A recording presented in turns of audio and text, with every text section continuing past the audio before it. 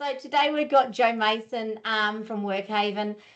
Joe used to work for Hind Timber, and that's where I first met Joe. And when Joe left working with Hind and started up WorkHaven, FTMA was actually Joe's first customer, and we got Joe to develop our domestic family violence program that we gave out to everybody. So I'm really excited about Joe presenting to us today. She just is so passionate about the cause and does some amazing work for women in Queensland. It's been great. I would be remiss of me not to recognise our sponsors. FTMA has put a cap on our sponsors. We've got our 3 nail plate companies. We have our 9 strategic partners, and we have 18 supporting partners.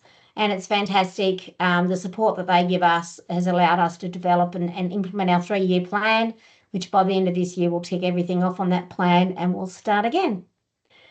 I do want to just remind everyone that the state seminars are coming up, and breaking news that today I locked in the Victorian one. We're having it at the RACV in Hillsville, and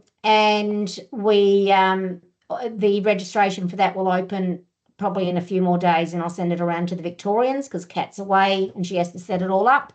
But we've got the South Australian one on Tuesday the 6th of May. We've got the New South Wales on the 27th of May and the Queensland one on the 29th of May.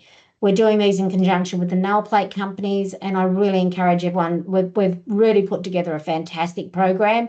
I encourage you to look at the information we've sent and send a few people along.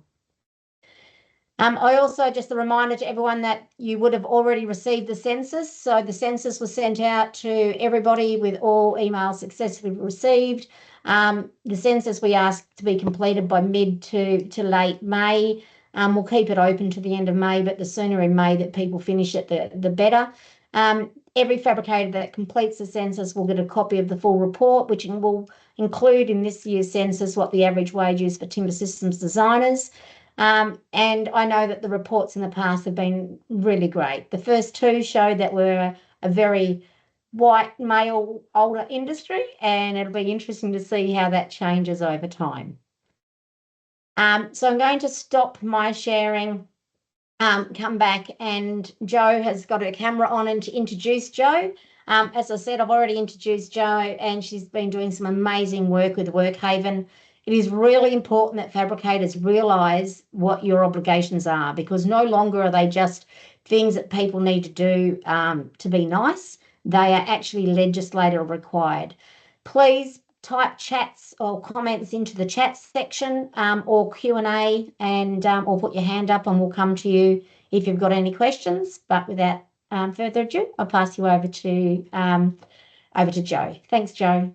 Thanks, Kirsten. Hello, everybody. It's lovely to see you all today, Tuesday afternoon. Thanks for taking time out of your busy schedules to attend. We've got a lot to get through today. It's quite an involved topic, actually. So what I'm going to do is get cracking to start the presentation. By all means, like Kirsten said, pop questions into the chat. We'll get to them perhaps at the end. But Kirsten, by all means, if you're happy to keep an eye on the chat, I tend to get carried away with my presenting, so I may not notice comments that are in there. But tap me on the shoulder, Kirsten, if there's a question that needs to be answered there and then. And I'm actually going to quickly stop sharing and start again, so that I can make sure there's a couple of videos to share with you. I want to make sure the sound is on. Can everybody see my screen? Someone can give me a thumbs up. Awesome. Thank you.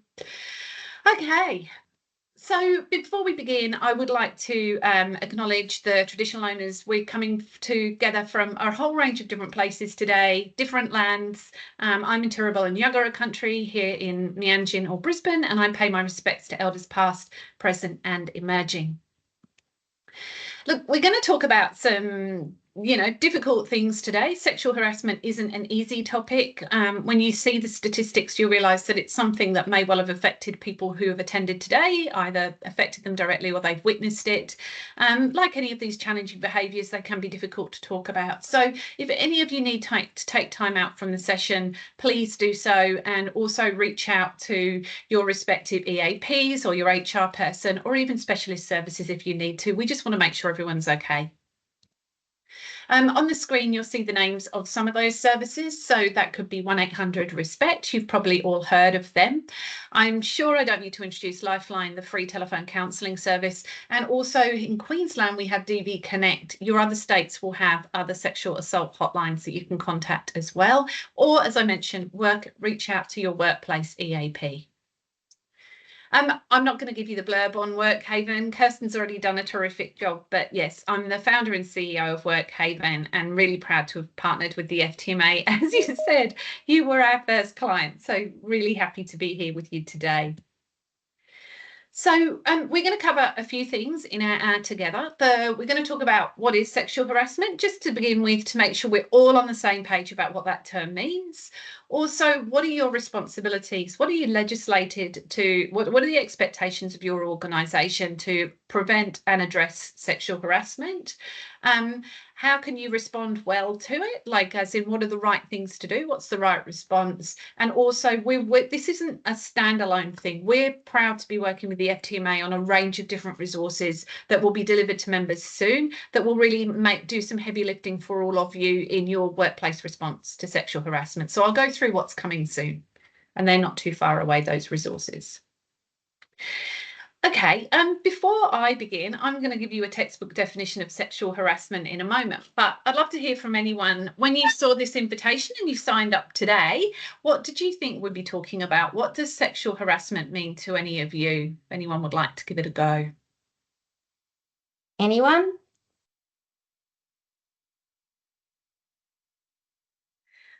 Sexual harassment for me is when people are acting inappropriately towards you.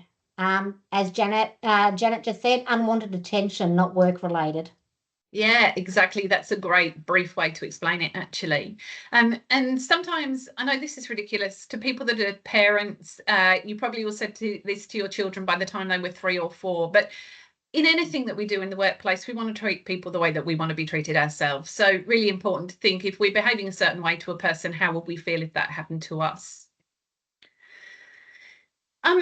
When we think about the impact, I'm going to go through a definition of sexual harassment in a moment. I wanted to gauge everyone's thoughts. But before we do that, I just wanted to share some statistics with you about thinking about your bottom line, that we're all people who run businesses or are involved in the mechanics of running a business. These kind of incidents can have a really significant impact on our bottom line and the way our business works. Just as you can see on screen, the average claim, and this could an act of sexual harassment or sexual harassment behaviour can lead to a mental stress compensation claim.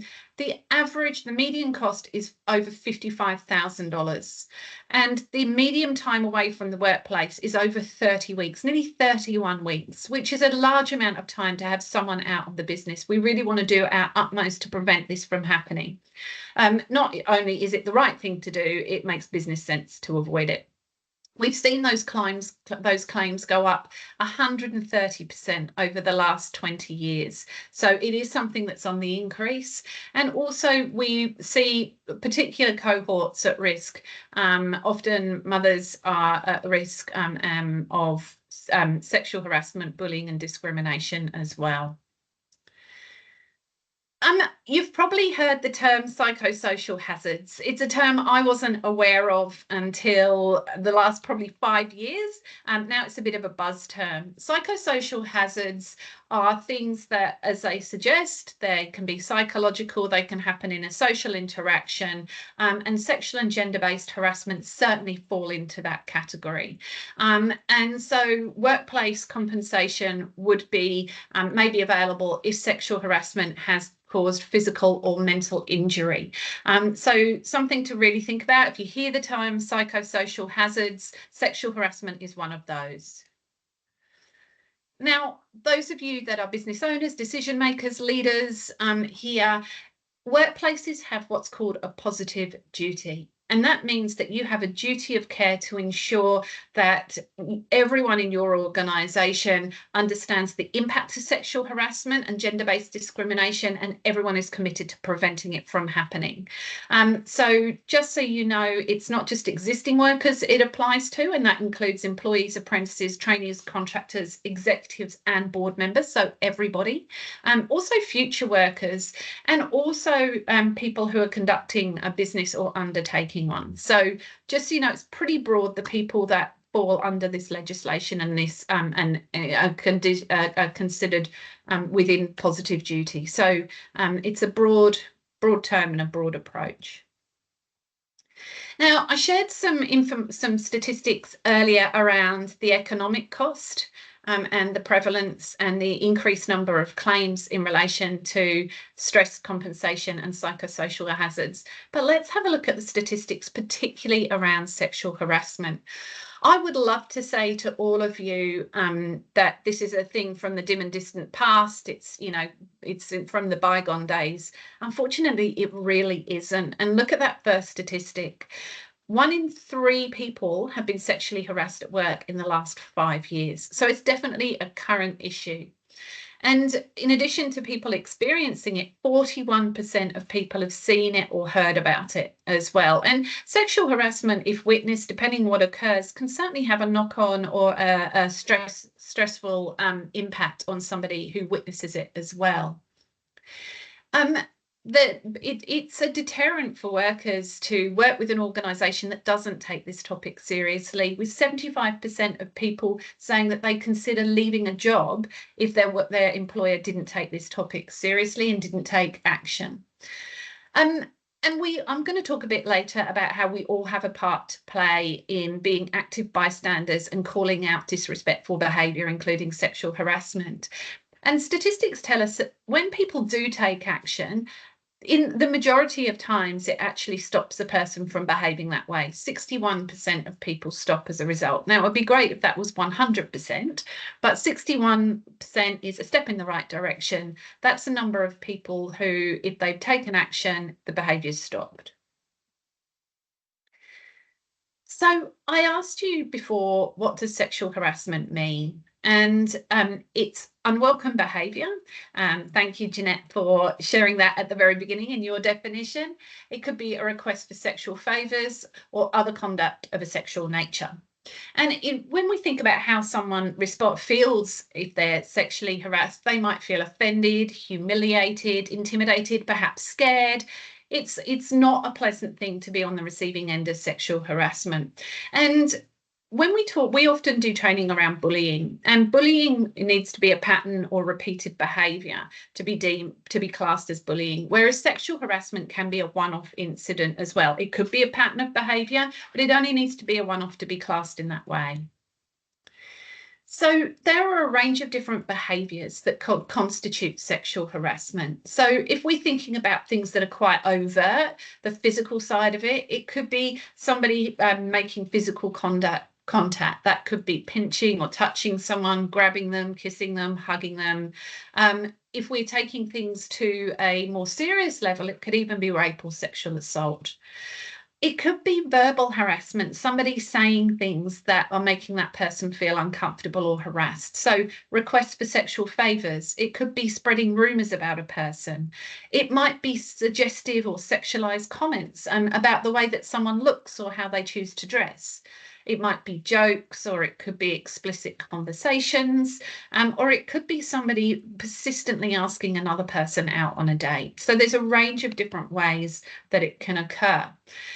It can be non-verbal. It could be something that's more visual. So it could be leering or staring at a person.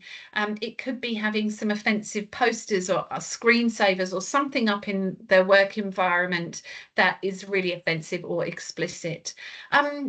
We all like to have a laugh at, Secret Santa gifts and stuff like that. But sometimes those kind of gestures can cross the line as well. If it was sort of a sexy gift or perhaps a Valentine's Day gift or something, that may be inappropriate too.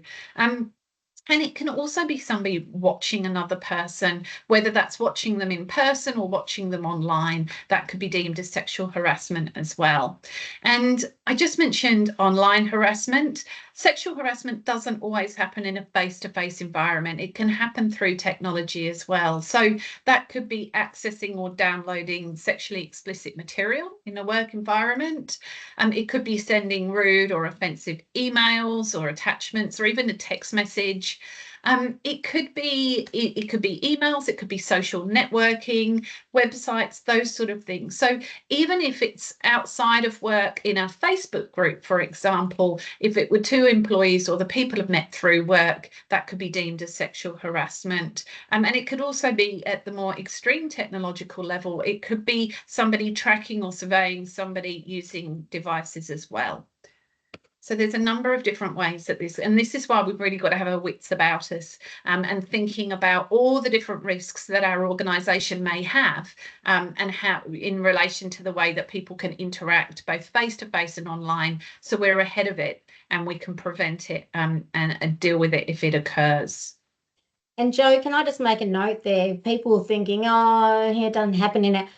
I've had members that have been dealing with all of those issues that have been put up in the last couple of months. So we've actually got members out there that have had to deal with this. Some have had to get police involved. So it is actually happening out there. And as an employer, that's unfortunately, it's back to your responsibility. So just in case anyone was looking at it at this stage thinking, yeah, it's not in our industry, it's actually been happening. So I just thought that's something for people to keep in mind. Sorry, Jo, keep going.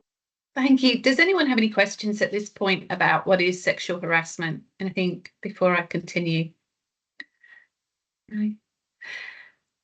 Right. I'm going to show you a video that will sort of really summarise what I've just spoken about in the definition of what is sexual harassment. So just bear with me. I'm going to switch my screens over to video mode, and if someone can give me a thumbs up so that I know you can see it okay, that would be great. And if you can hear it.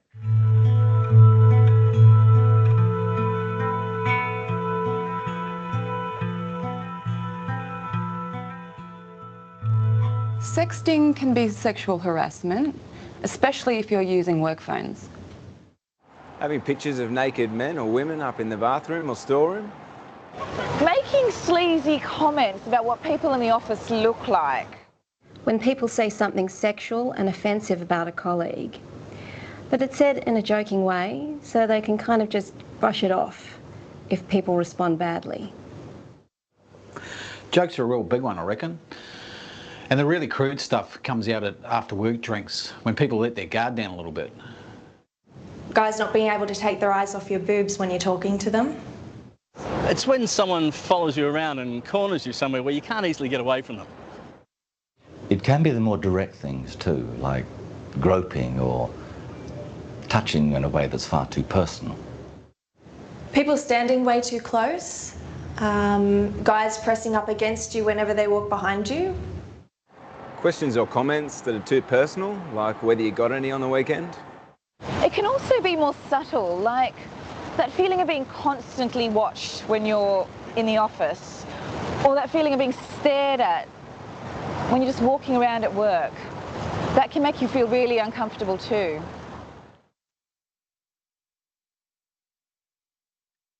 So as you can see, it's a pretty broad term, and that's a great overview of how it can look, how it can occur. And I'm sure that, as statistics tell us, 41% of people have seen or heard about a sexual harassment incident. I'm sure many of you will have seen that kind of behaviour in your working lives. I certainly have. Now, as I have already alluded to, it can happen in a work environment. It could happen on site, it could happen in a plant, it could happen in offices, absolutely in the business, in your general business hours, in your general work environment. But the definition of a workplace under the legislation is where work is carried out for a business or an undertaking. So when you think about how your business is run, absolutely, you've got the operational side of things and you've got your sites, but then what else do you What else do you do? Do you go to networking events? Do you go to conferences? Are people taking taxis? Are people off on business trips? Are there work-related lunches? Things like that. How are people interacting might be online through work? You might have something like your email or your Slack channel or a Teams channel, things like that. You might have workers that interact with one another outside of work on social media platforms. We've got to be really mindful that all of those could involve interactions that could be sexual harassment as well. So when you're thinking about your risks and how you're going to prevent them from happening, think of beyond just your day-to-day operations at your specific work sites as well. So it can happen in a range of different environments. We often get more requests for training in the lead up to Christmas because workplaces recognise that a key time of risk for their organisation is the staff Christmas party, where people are letting off steam at the end of the year. They've got their guard down, probably drinking too much, and wrong things can happen. So I'm just thinking, what does that look like for your business? So I'm a contextual person. I like to give case studies or examples about what sexual harassment can look like. And I've got one here, which is a classic example of what could occur. So you've got a male and female employee. The male keeps asking the female out on dates and she's pushing back. She doesn't want to go on a date with him. She's not interested. And his ego's a bit bruised. He doesn't take kindly to the rejection, and so he starts becoming difficult. He's making her increasingly uncomfortable, sexualized comments, demeaning behavior, mocks her in front of other people, and she's finding it really distressing. She doesn't want to come to work. She hates being in the same space as him, and she's confided in a female colleague, but they've said, well, I think you're overreacting here. So number one, that is sexual harassment, repeated requests to go out and he's ignoring her, pushing back. But also his behaviour is continuing almost down a bullying path to continue to mock her and make her look foolish in front of other people. But also there's a sense that the culture of the organisation isn't taking her seriously either, and they're sort of overlooking it or thinking that she's overreacting. So there's a few things that are problematic in that scenario that the workplace really could lean in and provide some support, deal with the guy and make sure that she's receiving the assistance she needs if she's struggling. Now, there's a couple of things. It's important, if we know what sexual harassment is, that we also know what it isn't. And there are a couple of things that would mean that it's sexual harassment. So it's not sexual harassment if it's mutual, consensual and reciprocated. So friendship within the workplace or something like that. And also with many of these kind of behaviours, it's it's determined by whether a reasonable person observing that behaviour would determine it as sexual harassment. So thinking about the interaction that's occurring, if a reasonable person looked at it and weighed it up, would they deem that it was sexual harassment? Many of you may have come to the session today thinking sexual harassment only occurs to a certain group of people. People often assume that it's only females that can be sexually harassed. It doesn't discriminate. It can happen to anybody. And it's really important that we know that, because if we come to this topic with a preconceived idea that it only happens to certain kind of people, then we might have blinkers on and not see something that's actually going on. So if you came to the session thinking it only happens to a certain kind of person, this is an awesome opportunity to relearn. Having said that, there are groups of people that are more vulnerable to sexual harassment. That could be people that are new to the workforce or people under 30 years of age. It might be LGBTQIA plus workers. It could be First Nations people. People with a disability are significantly more likely to experience sexual harassment, as are migrant workers and people from culturally and linguistically diverse backgrounds. Those that are in more vulnerable working situations, so people who might be holding a temporary work visa, people who people who are casual workers are more likely to experience sexual harassment as well. So it can and it does happen to anyone, but there are groups that are more prevalent within the statistics that I shared earlier. The other thing, there's different terminology and different forms of harassment that I'm going to talk about today. And another one is sex or gender-based harassment. And what that means is that it's a behaviour that's directed at a person because of their sex, gender, sexuality, or because they don't adhere to socially prescribed gender roles.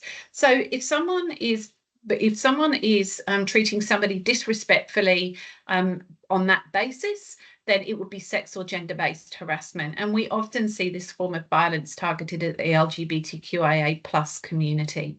So that kind of behaviour isn't okay either.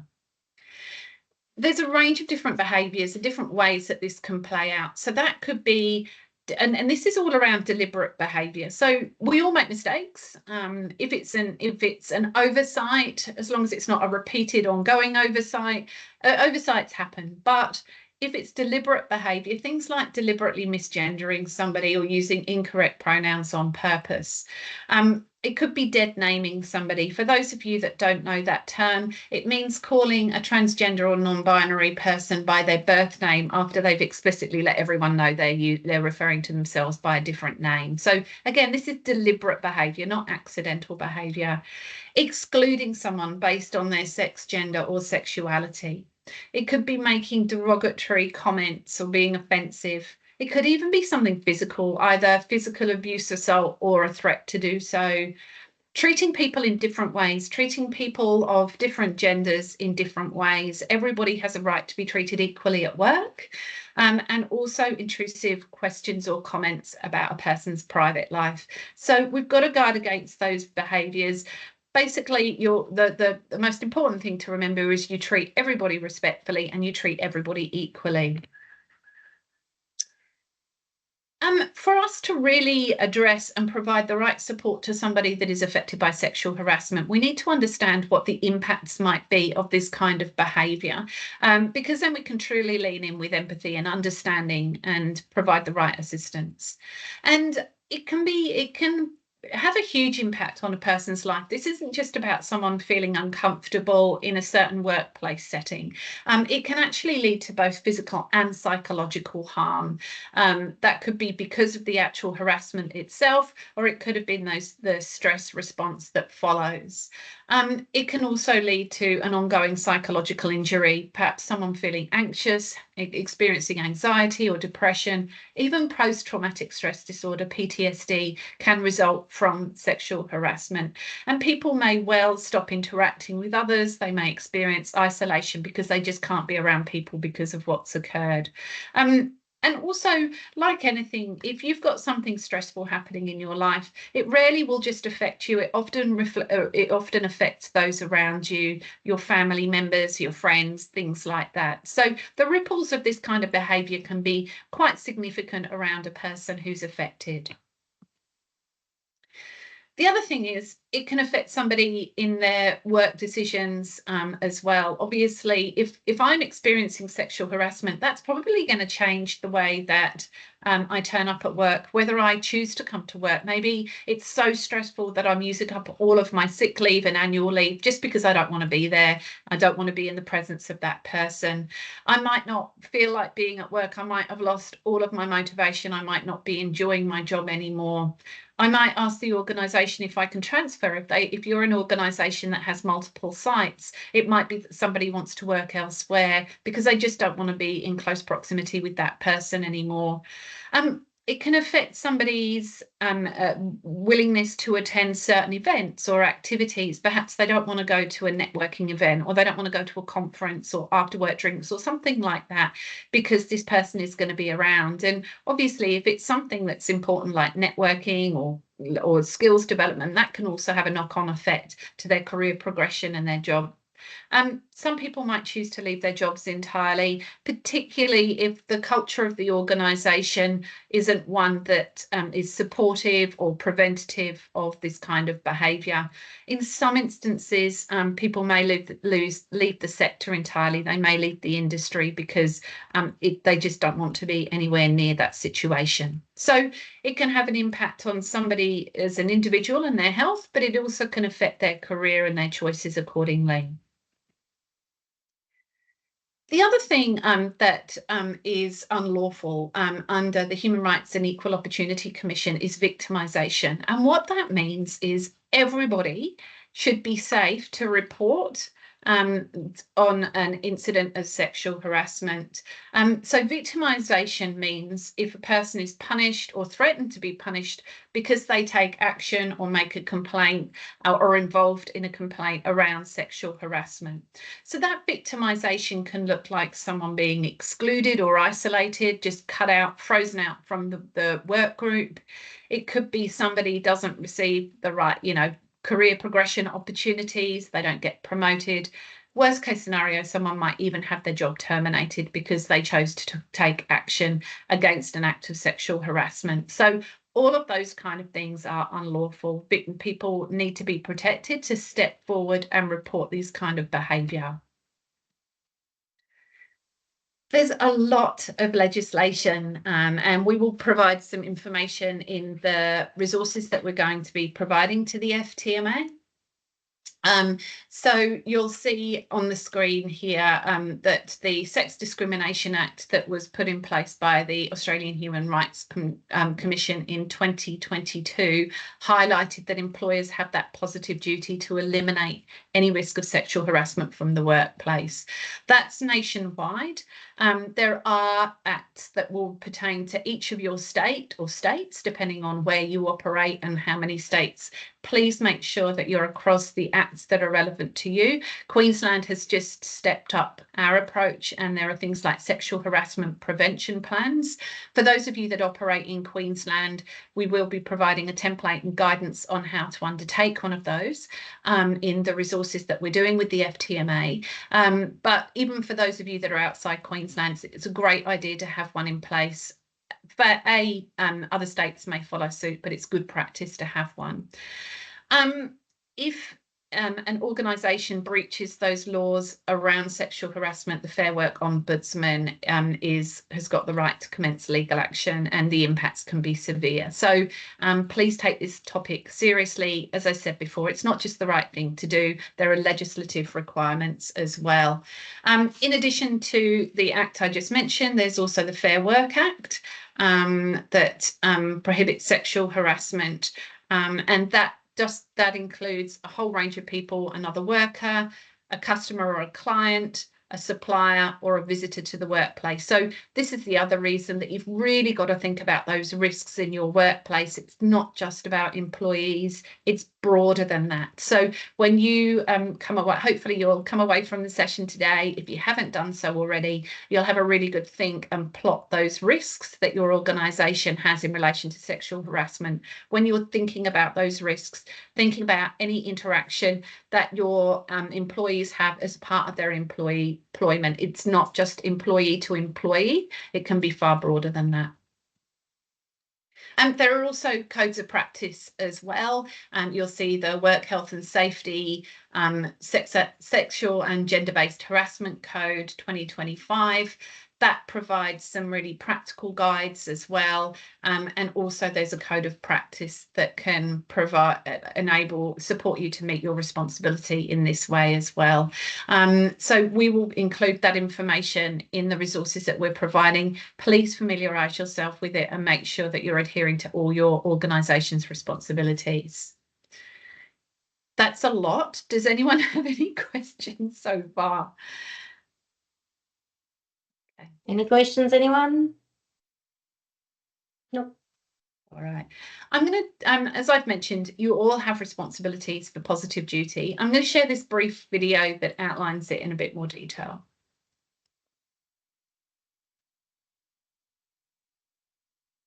From sexual harassment and sexist behaviour, organisations and businesses now have to take active steps to make sure this happens. A suggestive comment, an inappropriate joke. You may have seen it. You may have heard it. Whichever way you look at it, it's unacceptable behaviour. But now, the Sex Discrimination Act has changed, and organisations and businesses must do something about it. With the introduction of the positive duty in the Sex Discrimination Act, organisations and businesses must take action to eliminate sexual harassment and sexist behaviour in the workplace. The positive duty is simple. It's about preventing harm before it happens, instead of just reacting once it's occurred. Through strong leadership and having open conversations with all workers, organisations can foster a respectful, safe and inclusive workplace culture that benefits all. Because when people feel safe and respected at work, they enjoy their job more. Businesses thrive, and it benefits us all. Together, we can create a safer workplace for everybody. Find out more on our website.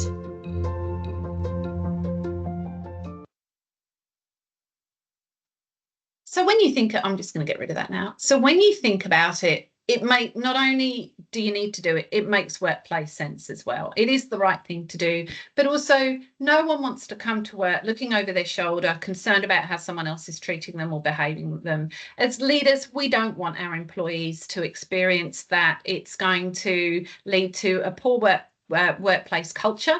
It's going to hit our bottom line because of people potentially off work, leaving their jobs, staff turnover, and potentially even a work cover claim, things like that.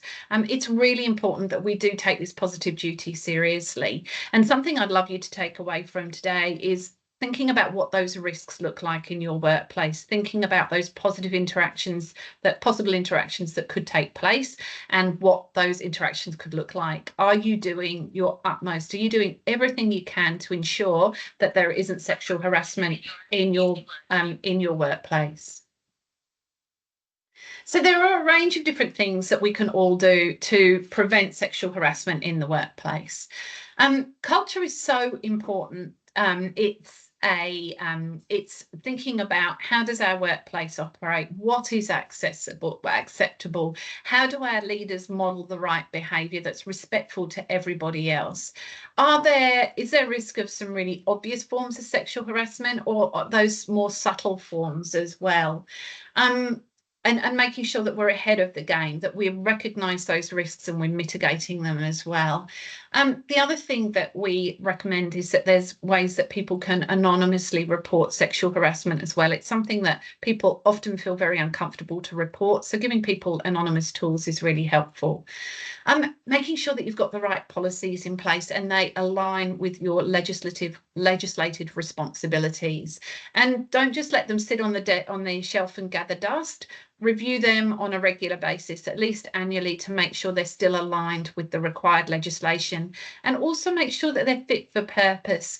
Any policy, it doesn't matter what it's about, is only as good as it is relevant and meaningful to your workers. So when you're looking at your sexual harassment policy, make sure that it's something, if any worker picked it up, they would know what you expect of them behaviour-wise.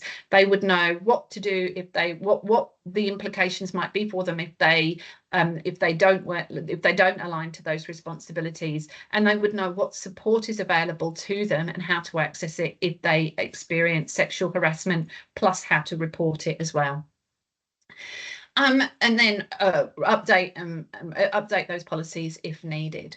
The other thing is, awareness is key. It's like anything in life. We can't address something if we don't understand what it is. So sessions like this are really important. Making sure that to ensure that your staff do the right thing, that they're trained in sexual harassment, what it is, how to address it, how to report it, what is classed as sexual harassment, what isn't. All of those things. We run a whole load of different training sessions on this. Very, very important. We were running a session this morning. And also just thinking about the diverse way in which the industry works, making sure that you've got training that's accessible to people that are both desk-based, but also to those people that are out on site or in plants as well. I've used the word risks a few times today. So really looking at your business with peripheral vision. Where are those risks? Where are people interacting, whether it's, as I say, with each other as employees, but also with suppliers, customers, other stakeholders, visitors coming to the site? Where are those points that people interact that you need to think about what could possibly go wrong in relation to sexual harassment? So making sure that you've got that really clear list of risks, and then implementing what we call control measures. So each time you identify a risk, you think, how can I mitigate this? How can I prevent this from occurring, or at least reduce the risk. And also knowing that there's no one size fits all. All of you come from different businesses, and you'll have different situations. There'll be different ways that you can prevent sexual harassment. So we're going to give you a template that'll help you develop your sexual harassment policy, but making sure that it's really fit for your specific organisation. And again, don't let those control measures just sit there and gather dust. Make sure that you constantly look at that, or not constantly, but you regularly review that list of risks, because it is going to grow, and also making sure that the control measures that you have in place are relevant, meaningful and workable for your business and the people that work for you or around your business. Reporting is an important element of the sexual harassment topic, and you really want to give your employees a range of different ways that they can report any incidents of sexual harassment or gender-based harassment, and that could be making sure that there's a way that they can do so anonymously, ways that they can put something informally, but also how they can have an informal conversation with somebody that's been trained to have this kind of a chat, whether that's someone in your HR team, whether it's just a trusted member of your employee base, but somebody that can have that conversation. So that could be the different kind of reporting mechanisms you could have. You might have, you know, in the first instance, please report it to your leader or manager or supervisor, or your HR representative. As I say, you could have a suggestions box. The client that we work with this morning has an anonymous email address that people can send to. It might be your HSR, your health and safety rep, or you might even have contact officers. We have some clients that have trained sexual harassment contact officers that can provide that impartial and confidential advice and guide people to support and action if they need to. And also there's whistleblower hotlines as well, where if somebody wanted to report outside of to someone outside of the organisation, they can do so, and that's a confidential phone line or email service. As I say, there are external ways that people can report sexual harassment. They can do so through the Fair Work Commission. They have the power to receive and resolve those kind of matters. And you'll see on the screen there's a link there to them. And also there's some, and also the Human Rights Commission as well can look into matters around sexual harassment, and their details are on screen there too. So there's an avenue for staff as well. And also, just on this, it's really important that your approach isn't the world's best kept secret either. You could have the best ever approach, but if nobody knows about it and then there's an incident of sexual harassment and no one's got an idea that there's a policy in place or a reporting process, then you might as well not have one. So just making sure that in your communications, whatever that looks like, some of you might do toolbox talks, you might have site meetings, staff meetings, leader emails, you might have an intranet. Think about, or you might have posters up on site. How do you communicate with your employees and making sure that they all know what to do if they witness or experience sexual harassment, and how they can report it and seek support? So if you receive a disclosure around sexual harassment, there's a few different things that you should do. And the first one is take prompt action.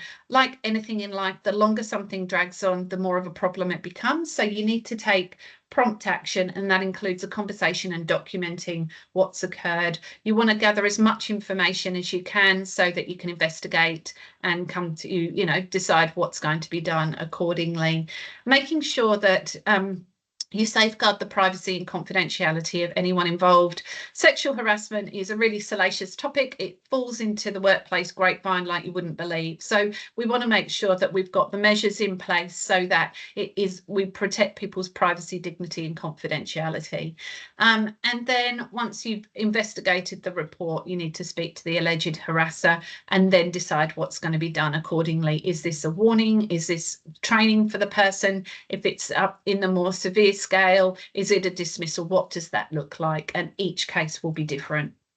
And make sure you put it on their files. Like we keep talking about the fact that people don't like giving warnings. You have to investigate it, you have to document it, and you have to keep files. So it supports you in the future and shows that you've done the right thing. Thank you, Kirsten. Absolutely. The other thing is every case of sexual harassment is different.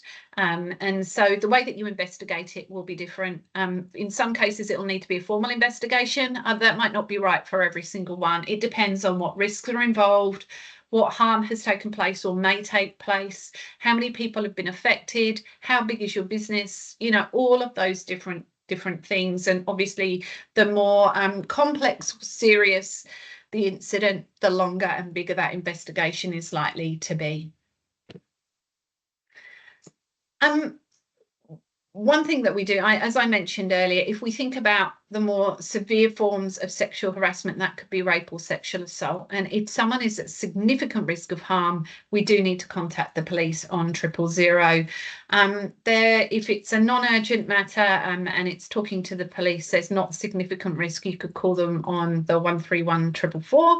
But if it's significant risk of harm, sexual assault is a crime, and there are certain acts of sexual harassment that would also be crimes. If it's significant risk of harm, the police need to be called on 000. If it's not significant harm but you believe it could be a criminal act, then I would speak to the person who's been affected and give them that as an option to contact the police and see if that's an avenue that they want to go down. Now, we are, as I said, proudly partnering with the FTMA again in not just providing this time together today, but also a range of resources. So we are working together to develop a policy and procedure that all of you can tailor for your own organisation's needs. And that can be you can either combine the two or have them as standalone items, and there will be guidance notes. We don't expect you all to know all of these things, so there'll be an accompanying guidance note so you know how to put it together. There'll be a leader guide. We don't expect your leaders, just because they're great at their jobs, to understand this topic and know what to do. So we're going to provide a step leader guide with some of the information that we've shared today, and then a sort of a questionnaire on so that they know what to say to the person and what questions to ask. We'll provide a fact sheet. There's a complaints form as well for people that want to use one of those. And then, as I mentioned before, the sexual harassment prevention plan is required in Queensland for those of you that operate in the Sunshine State. But those of you that don't, it's still a good idea to have one as well. And also workplace characteristics form. Now, that's something that feeds into a prevention plan, but also should feed into any of your approach to sexual harassment. It really gets you to think about who do you work with and how does your workplace operate, so that you can start thinking about what those risks might look like as well. So we'll be providing those things. Jo, is Queensland the only one where they've actually got it as mandatory so far? That's a great question. I think it is, Kirsten, but I'm pretty sure it is, but let me confirm that. Okay, thank you. But it's definitely occurring in Queensland. Yeah. Our Queensland clients are all very busy creating, because prevention plans, it's not just that you, with a prevention plan, you don't just create one in your spare 5 minutes after your tea break in the morning. It's quite involved, because you do need to go and consult so that you've identified potential risks. You've looked at what the organisation is already doing to mitigate those risks, seeing whether they're effective or not, and talking about possible strategies the organisation can take to prevent sexual harassment. And all of that requires involves talking to employees and making sure you're consulting. So we've just worked with a developer in Queensland. We did an all-staff survey to gather their thoughts, and then we ran a smaller focus group just to better understand, so that we could really demonstrate we consulted in the development of that prevention plan to make sure that it was fit for purpose and relevant to that workplace. Thanks. So we've talked about what is sexual harassment, what do you need to consider, what do you need to have in place, what can you do to prevent it in the workplace, what's coming your way as far as resources go. One thing I do want to say is that everybody has a role to play if we've got 1 in 3 people are being affected by this in the last 5 years, we've got to do something about it. We can't just sit and expect government or other organisations or specialist services or anyone else to fix this. We all have a role to play. And I would love you to go away from this session today and think about what your role is. Is it in the workplace that you're going to implement some things, or go and have a conversation, or call someone out on disrespectful behaviour? Is it you're going to make sure that that sexual harassment policy is populated when it comes through from the FTMA? You're going to develop a prevention plan? Is it just that you're going to remind staff what you expect of them in relation to respect? So thinking about that, it could be an out of work thing. It could be sitting around the dinner table tonight having a conversation about respectful behaviour. It might be that there's an initiative or an organisation in your local area that is standing against disrespectful behaviour that you can work with or lend your support to help them in the work that they're doing. So I'd love you to think about what your role might be. You've heard my voice a lot for the last 50 minutes. I'm sick of the sound of my voice, and that really happens. Does anyone have any questions? Is there anything I can help with? Do you want to stop sharing, and that way everyone can see everyone's faces? If everyone puts their cameras, and if anyone's got any questions, either just wave your hand like this, or let me know. No questions? I think it was an amazing information, Joe. And as I said, we've had it within our industry, a few real key issues lately, and it's just that importance as a member. Like, I sent out a survey to all members about diversity, and I had one member come back to me and go, "Oh, for God's sake, Kirsten, cut this shit. What are we going to talk about next? Drags?" That's harassment. That's inappropriate. And if you're doing that as a manager and that's your attitude, then you're going to get in problems. And you have to think, I don't know about you, but I remember my kids saying, "You can't hit me. I've been told at school I can." And my husband going, "Yeah, well, let me make it worth my while then," and chasing him down the hallway. But nowadays, you think about all the new generation coming through. They've been told this their whole life. They've been told what is right and wrong their whole life in regards to putting up this. And they're going to be our future employees as they're coming through. So you have to be on top of it as an employer. And I know it is frustrating for many members out there that say, "My God, what else do we have to do?" But it is your responsibility, and what we're doing at FTMA is partnering with Joe so we can provide you with all the material, not for it to collect dust and put on a shelf so you can go, "Yep, I've done my part," but for you to look at the information and work out how we can help you train your employees and make sure you're doing all the right thing. But Thank you, Kirsten. Yeah. And thank you all for giving up an hour of your time. I know it's a difficult topic. It's not the easiest thing to talk about, but it's really important, especially, as I say, going back to that 1 in 3 statistic. It's not something we can ignore. It's something that we really do have to address. We all want everyone to feel happy, fulfilled and safe in the workplace. So, yeah. And I'll finish by giving an example of when I was in my former employer. Most members know I'm an abuse survivor. And so my boss back then wanted me to get a photo of our whole team with Sir Peter Hollingsworth, who was the then Governor General. And I just went, "No, I'm not getting it in a photo with a man who's covered up child abuse, like in his Anglican church days." And they went, "This isn't your choice. We're getting a photo as a team. Get in that photo." And I went, "Well, give me a letter in writing now and sack me," because I refuse to stand next to a man who's covered up abuse as an abuse survivor. My employer, my team that I got along with really close, a few of them were really pissed off at me and kind of abused me because how dare I ruin a photo opportunity of them with the Governor General. Whereas I was like, "Well, you want to get in a photo, we can get in it." But it's your role as employers to make sure that you've got staff that if they've been abused before, that they need your support, that you need to stand by them and accept that, yep, if to anyone else it might be okay to go and stand with Peter Hollingsworth, but for an abuse survivor, it's just something that you wouldn't expect. So I just encourage you to think about all of this and realise that you've got employees that will all have their own stories to tell in some way or another. And I think it's up to you. If you want to have a good culture at your workplace, it's up to you to make sure that you work with them all. So I'll finish with that. Unless there is any final questions. But I'm really excited to be partnering with Jo in this, because I know that the material that will be provided to you all will help you immensely, and it will put you on the right path. So thanks very much, Jo, and we'll be sending out the recording, and we'll do Thank you, Joanna. Amazing. Very, very Thank good. you, Gary. Thank you. Thanks, everyone. Thanks, everyone. All the best. Bye. Take care. Bye.